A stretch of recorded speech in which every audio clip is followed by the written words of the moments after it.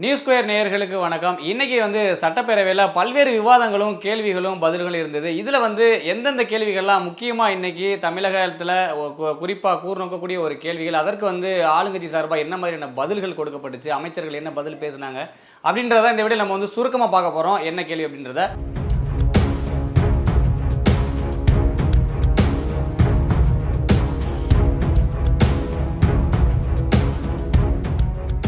சட்டசபை எப்போதும் போல தொடங்குது. முதலமைச்சர் அவர்கள் குறிப்பா அவர் வாசிச்ச அந்த தீர்மானத்துல பார்த்தீங்கன்னா, ஆளுநருடைய கருத்தை நிராகரிக்கும் தீர்மானம் நிறைவேற்றப்படுகிறது அப்படின்னு. இது ஒரு முக்கியமான ஒரு தீர்மானமா பார்க்கப்படுது. ஏன்னா, தமிழ்நாடு சித்த மருத்துவ பல்கலைக்கழக முன்வடிவு, சட்ட முன்வடிவை வைக்கிறதுக்கு 2025க்கு உரிய முன்வடிவு வைக்கிறதுக்கு ஆளுநரிடமிருந்து வந்த கருத்துக்கள் ஏற்றுக்கொள்ளத்தக்கதா இல்ல.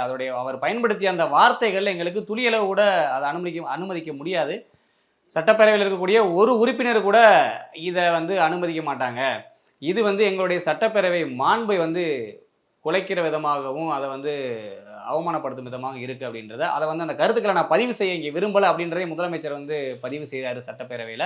அது மட்டும் இல்ல, ஆளுநர் அவருடைய கருத்தை நிராகரிக்கும் தீர்மானம் நிறைவேற்றப்பட்டது.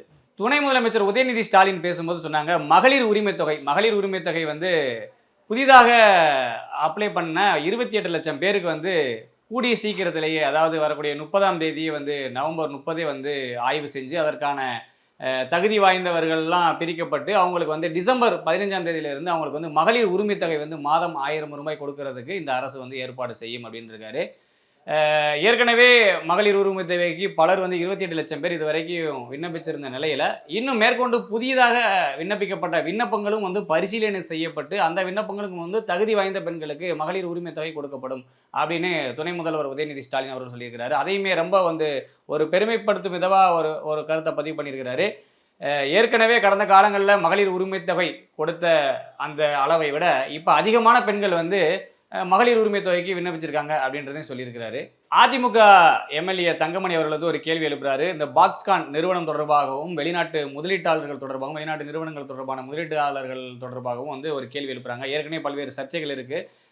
ஏன்னா அமைச்சர் டிஆர்பி ராஜா அவர்கள் முதலீட்டாளர்களை பற்றி பேசுனதும், அதற்கு இந்த குறிப்பாக பார்த்தீங்கன்னா, பாக்ஸ்கான் நிறுவனம் இங்கே 15,000 கோடி இன்வெஸ்ட்மெண்ட் பண்ணி 14,000 பேருக்கு வேலை கொடுக்க போகிறாங்க அப்படின்னு சொன்ன கருத்துக்கு பாமக தலைவர் அன்புமணி அவர்கள் கூட சில கருத்தை பதிவிட்டார். இதற்கு 2 பேருக்கும் இடையில ஒரு கருத்து மோதல்லாம் வந்துச்சு. அதற்கு பதிலடி கொடுக்கும் விதமா இன்னைக்கு அமைச்சர் டிஆர்பி ராஜா அவர்கள் ஒரு பதிவு சொல்லியிருக்கிறாரு. பாக்ஸ்கான் நிறுவனத்துடைய முதலீடு தமிழ்நாட்டில் நிச்சயமா இருக்கும். அதில் எந்தவித சந்தேகமும் கிடையாது. பாக்ஸ்கான் நிறுவனம் முதலீடு செய்வது உறுதி. அதே போல இங்கே இருக்கக்கூடிய எண்ணற்ற இளைஞர்களுக்கு வேலை கிடைப்பது உறுதி. இது நீங்க ஒரு ஏழை எளிய இளைஞர்களுக்கு வேலை கிடைக்கிறத கொச்சைப்படுத்தும் விதமா நீங்க கருத்து சொல்லாதீங்க. பண்ண மாட்டாங்க, முதலீட்டாளர்கள் வரமாட்டாங்க அப்படின்னு சொல்லாதீங்க. நிச்சயமாக முதலீட்டாளர்கள் வருவாங்க. பாக்ஸ்கான் நிறுவனம் முதலீடு செய்யும். இங்க இருக்கக்கூடிய இளைஞர்களுக்கு வேலை கிடைக்கும். தங்கமணி அவர்கள் கேட்ட கேள்விக்கு இது மாதிரியான கொச்சைப்படுத்தும் கேள்விகளுக்கெல்லாம் நாங்க பதில் சொல்ல முடியாது. இது மாதிரியான கொச்சைப்படுத்துற மாதிரியான கேள்வி நீங்க எங்களை கொச்சைப்படுத்தல. நீங்க அந்த இளைஞர்களை கொச்சைப்படுத்துறீங்க. இது முழுக்க முழுக்க தவறானது அப்படின்றதையும் பதிவு பண்ணியிருக்கிறாரு. அடுத்தபடியா பார்த்தோம் அப்படின்னா, காங்கிரஸ் எம்எல்ஏ பிரின்ஸ் அவர்கள் ஒரு கேள்விய கேட்கிறாரு. எப்படின்னா, கன்னியாகுமரி மாவட்டம் பார்த்தீங்கன்னா, கடல் பரப்பு. அந்த கடல் பரப்புகள அங்க குறிப்பா ஹைட்ரோ கார்பன் திட்டத்திற்கு தடை விதிக்கணும். ஹைட்ரோ கார்பன் திட்டம் வரக்கூடாது. அது முழுக்க எல்லா இடங்களிலும் குறிப்பா பல்வேறு சர்ச்சைகள் வந்தது. தென் மாவட்டங்கள் கன்னியாகுமரி, புதுக்கோட்டை, ராமநாதபுரம், சிவகங்கை இப்படி உள்ளிட்ட பகுதிகளில் ஹைட்ரோ கார்பன் திட்டத்தை செயல்படுத்த போகிறாங்க. விவசாயிகள் இதனால் பாதிக்கப்படுவாங்க அப்படின்னு பெரிய அளவில் அங்கே ஒரு எதிர்ப்புகள் வந்தது. இந்த சூழ்நிலையில் இந்த கேள்வியை காங்கிரஸ் எம்எல்ஏ பிரின்ஸ் சட்டப்பேரவையில் வச்சதை யாரும் எதிர்பார்த்தாங்களா அப்படின்னு தெரியல. அவர் கன்னியாகுமரி பகுதியில், குறிப்பாக கடற்கரை பகுதிகளில், கடற்கரை சுற்றியுள்ள பகுதியில் இந்த ஹைட்ரோ கார்பன் திட்டத்துக்கு நீங்கள் அனுமதிக்கக்கூடாது, ஹைட்ரோ கார்பன் திட்டத்தை செயல்படுத்தக்கூடாது அப்படின்றத வச்சார்.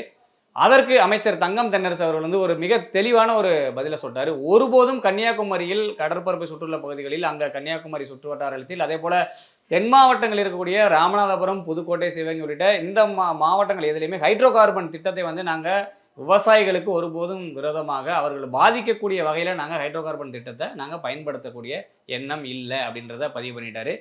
இதற்கு பலரும் பல விதமாக பதில்கள் எதிர்பார்த்துருப்பாங்க. ஏன்னா ஹைட்ரோ கார்பன் திட்டம் நடக்கும், அதை செயல்படுத்துவாங்க அப்படின்னு. ஆனால் மிக தெளிவாக தங்கம் தென்னரசு அவர்கள் பேசும்போது சொல்லியிருக்காங்க, ஒருபோதும் திமுக அரசு ஹைட்ரோ கார்பன் திட்டத்திற்கு கன்னியாகுமரி தென் மாவட்டங்களில் அனுமதி கிடையாது அப்படின்னு சொல்லிட்டாங்க.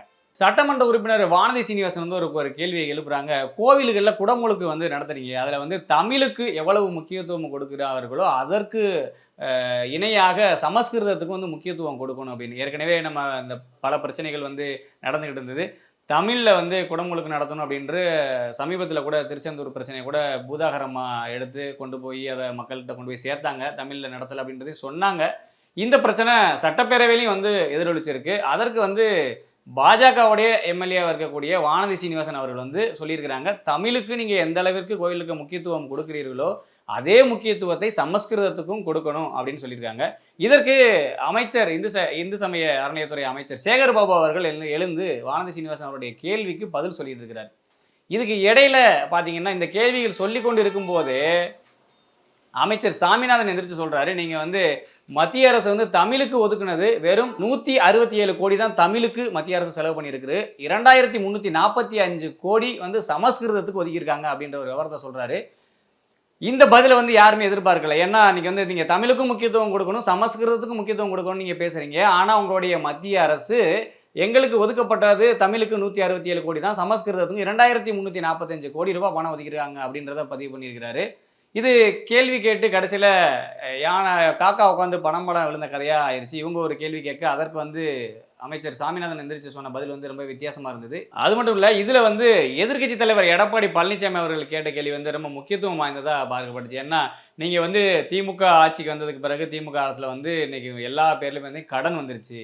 இந்த கடன் சுமையை எப்படி இந்த மக்கள் தாங்க போகிறாங்க, எப்படி இந்த அரசு சுமக்க போகுது அப்படின்ற மாதிரி, இவ்வளவு கடனா அப்படின்ற மாதிரி ஒரு கேள்வியை வச்சார். அதற்கு அமைச்சர் தங்கம் தென்னரசு அவர்கள் வந்து ஒரு மிக தெளிவாக ஒரு பதில் ஒன்று பதிவு வைக்கிறாரு. மத்திய அரசு எங்களுக்கு விடுவிக்க வேண்டிய நிதியை விடுவிச்சாலே எங்களுக்கு வந்து கிட்டத்தட்ட 3 லட்சம் கோடி கடன் வந்து குறைஞ்சிரும், கடன் சுமை குறைஞ்சிரும். அதையே இன்னும் விடுவிக்காமல் அவங்க வச்சுருக்காங்க. இதற்கு நீங்கள் என்ன சொல்கிறீங்க அப்படின்னு சொல்லி அவர் ஒரு கருத்தை வந்து பதில் கொடுக்குறாரு. ஏன்னா எடப்பாடி அவர்கள் கேட்ட கேள்வி என்ன அப்படின்னா, நீங்கள் வந்து கடன் சுமையை ஏற்றிக்கிட்டே போகிறீங்க, நாளுக்கு நாள் நீங்கள் கடன் சுமையை அதிகரிச்சுட்டே தானே போகிறீங்க. அப்போ நாங்கள் 5 லட்சம் ஏற்கனவே 5 லட்சம் கோடி கடன் இருந்ததாக சொன்னாங்க ஆட்சி பொறுப்பு ஏற்கும்போது. இதே அமைச்சர் சொல்லும்போது கடந்த நிதித்துறை அமைச்சர் கடந்த காலங்களில் சொன்னார், ஏதாவது நீங்கள் ஆட்சி விட்டு போகும்போது வந்து 5 லட்சம் கோடிக்கு அதிகமாக கடன் வச்சுட்டு போனீங்க, அதை நாங்கள் தான் கட்டணும் அப்படின்றத கருத்தை வந்து நம்ம கடந்த காலங்களில் கேட்டோம். ஆனால் இன்றைக்கி வந்து அதே கேள்வியை இன்றைக்கி எதிர்க்கட்சி தலைவராக இருக்கக்கூடிய எடப்பாடி பழனிசாமி அவர்கள் வந்து கேட்குறாரு, மீண்டும் கடன் வச்சுருக்கீங்க, நீங்கள் வந்து கடன் அதிகப்படுத்திகிட்டே போகிறீங்க அப்படின்னு. அதற்கு தான் தங்கம் தென்னரசு அவர்கள் இந்த பதிலை சொன்னது மட்டும் இல்லாமல், அது மட்டும் இல்லை, அதிமுக ஆட்சியில் நீங்கள் வாங்கி வச்ச கடனை அடைக்கிறதுக்கே எங்களுக்கு நேரம் சரியாக இருக்குது. அது சும்மா கிட்டத்தட்ட 1.4 லட்சம் கோடி நீங்கள் வாங்கி வச்ச கடனுக்கு நாங்கள் வட்டி மட்டும் கட்டுறோம் அப்படின்ற பதிலையும் வந்து சொல்லியிருக்கிறாரு. ஏன்னா அதிமுக ஆட்சியில் வாங்கின அந்த கடன்களுக்கு வட்டி மட்டுமே கிட்டத்தட்ட 1.4 லட்சம் கோடி கட்டுறாங்களாம். இந்த பதிலை தெரிவிச்சிருக்கிறாரு. அமைச்சர் சக்கரபாணி அவர்கள் பேசும்போது சொன்னாங்க, விவசாயிகளுக்கான மசோதாக்கள் வந்து நிறைவேற்றப்படுது, விவசாயிகளுக்காக ஒரு விஷயத்தை நாங்கள் நிறையா பண்ணியிருக்கிறோம்.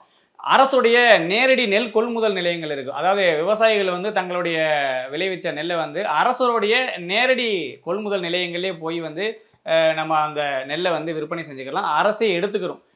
குறிப்பாக பார்த்தீங்கன்னா நெற்களஞ்சியம் என்று சொல்லக்கூடிய தஞ்சை, அதுபோல் டெல்டா மாவட்டங்களில் இது போன்ற நெல் கொள்முதல் நிலையங்கள் வந்து மிக அதிகமான அளவில் இருக்கும்.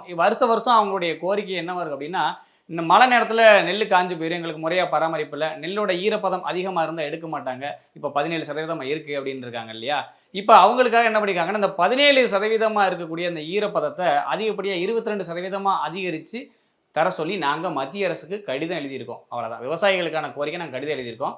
இப்போ அரசுடைய நேரடி நெல் கொள்முதல் நிலையங்களில் 800 மூட்டை வரைக்கும் ஒரு விவசாயிக்கு அளவுகோலாக வச்சு வாங்கிட்டு இருக்கோம். இப்போ அது வந்து 200 மூட்டை அதிகரித்து 1000 மூட்டையாக வாங்குறதுக்காக வழிவகை செஞ்சுருக்கிறோம். அது மட்டும் இல்லை, விவசாயிகளுக்கு வந்து 1000 மூட்டை, அதாவது 200 அதிகரிச்சிருக்காங்க இல்லையா, அது மட்டும் இல்லாமல் சாயங்காலம் 6 மணி வரைக்கும் இருந்த அரசுடைய நேரடி நெல் கொள்முதல் நிலையங்கள் இப்போ வந்து 8 மணி வரை இருக்கும், கூடுதலாக 2 மணி நேரம் இருக்கும்.